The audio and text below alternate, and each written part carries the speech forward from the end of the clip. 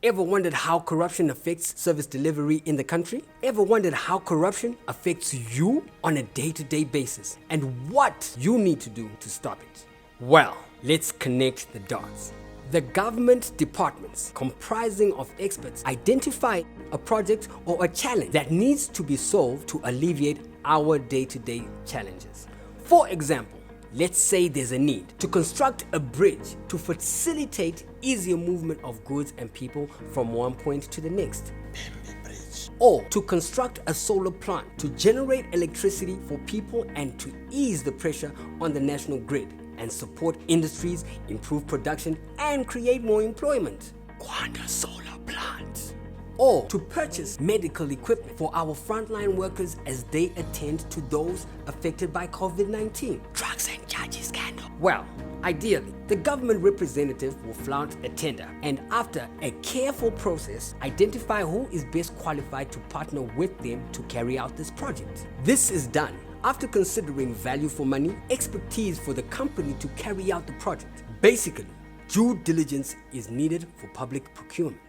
But this is not the case. Those government experts, once they identify the project, quickly go and share with their friend and they register briefcase companies. Remember, there are also shareholders in these companies and they put their friends or relatives as directors to submit the bids. They fake references and are given tenders of millions of dollars to do government projects. Remember, they sit in the decision panel as well. Those within government who try and raise this anomaly are given bribes to keep quiet or some threatened with being fired, you're fired, or any other imaginable harm. More tenders are generated and the cycle continues. New companies are established to get tenders from the government. The government continues to use taxpayers' money, your money, to pay for inflated tenders. Your money benefits those that are politically connected only. Because these people do not have experience, some of the tenders they receive are not completed. If they fail to deliver, no one asks them. Remember, they are politically connected. Projects continue to be white elephants. No development is realized. As a tax-paying citizen, you continue to use poor road infrastructure. You have no electricity, you are unsafe, and have no clean water. Haibo, ngeke. So what can be done to stop this level of corruption?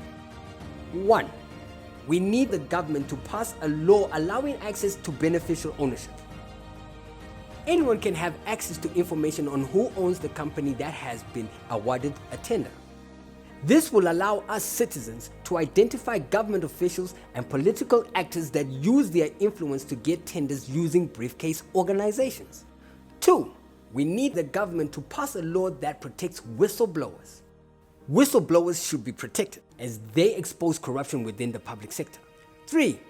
Lobby for the government to introduce an e-procurement process. Through this, all government tenders will be shared online and will be followed by interested stakeholders. This will allow citizens to follow the tendering processes and improve on transparency. 4. Encourage institutions such as PRAS, ZAC, police to fulfill their constitutional mandate and ensure transparency. 5.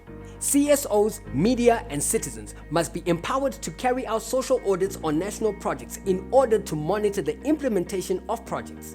Thus, social accountability. Transparency International Zimbabwe, a coalition against corruption.